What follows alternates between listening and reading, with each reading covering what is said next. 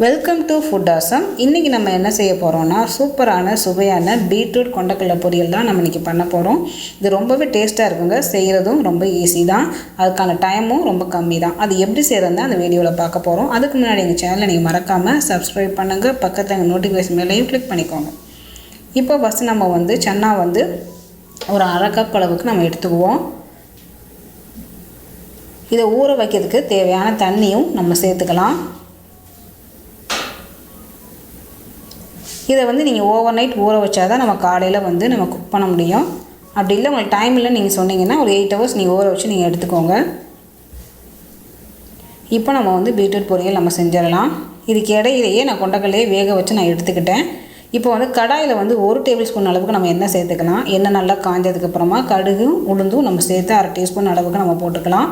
கடுகு நல்லா பொரிஞ்சதுக்கப்புறமா ஒரு வரமிளகாய் நம்ம போட்டுக்கலாம். காரத்துக்கு உங்களுக்கு காரம் தேவைன்னா 2 மிளகா கூட நீங்கள் சேர்த்துக்கோங்க. இது கூடவே ஜீரகம் 1 டீஸ்பூன் நம்ம சேர்த்துக்கலாம்.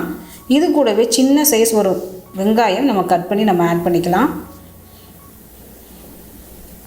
சின்ன வெங்காயமாக இருந்தால் ஒரு 7 வெங்காயம் சேர்த்துக்கோங்க. பெரிய வெங்காயம் தான் ஒரு சின்ன சைஸ் வெங்காயத்தை கட் பண்ணி நீங்கள் சேர்த்துக்கோங்க. இது கூடவே கொஞ்சம் கருவேப்பிலையும் நம்ம சேர்த்துக்கலாம். இப்போ நான் பீட்ரூட்டை இந்த மாதிரி கிரேட் பண்ணி வச்சுருக்கேன். பீஸாக கட் பண்ணாமல் நல்லா துருவி இந்த மாதிரி வச்சுருக்கேன். இது ஒரு 2 கப் அளவு இருக்கும். அதை நம்ம ஆட் பண்ணிடலாம். இப்போ அந்த வெங்காயத்தோடு நல்லா நம்ம மிக்ஸ் பண்ணி விட்ருவோம்.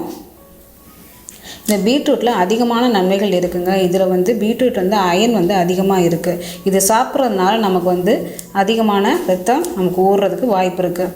இப்போ பொரியலுக்கு தேவையான நம்ம உப்பு சேர்த்துக்கலாம்.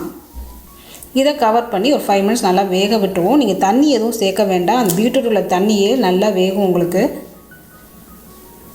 இப்போ பாருங்கள் 5 minutes கழித்து பார்த்தா நல்லா வெந்துருச்சு. அதோட அளவும் சுருங்கிருச்சு பாருங்கள். அதில் உள்ள தண்ணியுமே நல்லா ட்ரை ஆயிடுச்சு. இப்போ நம்ம வேக வச்ச கொண்டக்கடலையை நம்ம சேர்த்துடலாம். இதை நீங்கள் குக்கரில் இதை கொண்டக்கடலையை ஆட் பண்ணிவிட்டு ஒரு 1/2 டீஸ்பூன் அளவுக்கு உப்பு சேர்த்து ஒரு 5 விசில் வச்சு நீங்கள் எடுத்துக்கோங்க.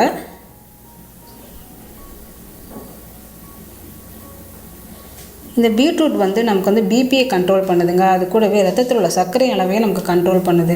இது கூடவே நமக்கு ஸ்கின் நல்லா கலர் கொடுக்கவும் இந்த பீட்ரூட் நல்லா நமக்கு ஹெல்ப் பண்ணுதுங்க. இது கூடவே ஹார்ட் டிசீஸ் வராமல் நமக்கு தடுக்குது. பீட்ரூட் நிறைய நன்மைகள் நமக்கு இருக்குதுங்க. இப்போ நம்ம நல்லா வதக்கிட்டோம் கொண்டக்கடலை போட்டு. இப்போ கடைசியாக நம்ம துருவின தேங்காய் 3 டேபிள் ஸ்பூன் அளவுக்கு நம்ம சேர்த்துக்கலாம். தேங்காய் சேர்த்ததும் நல்லா நம்ம மிக்ஸ் பண்ணி விட்டுறலாம். இந்த பீட்ரூட்டை அதிக அளவு நம்ம உணவில் சேர்த்துக்கிறதுனால நமக்கு கிட்னி சம்மந்தமான நோய்களும் நமக்கு வராமல் இது தடுக்குதுங்க. அதனால் நீங்கள் வாரத்தில் 2 முறையாவது பீட்ரூட் நீங்கள் எடுத்துக்கிட்டிங்கன்னா உங்கள் உடம்புக்கு ரொம்பவே நல்லது. இந்த பீட்ரூட் பொரியல் நீங்கள் சப்பாத்திக்கு சைட் டிஷ்ஷாக எடுத்துக்கலாம், ஒயிட் ரைஸும் வச்சுக்கலாம். காரக்குழம்பு சாம்பாருக்கு ரொம்பவே ஒரு பெஸ்ட்டான ஒரு காம்பினேஷனாக இருக்கும்.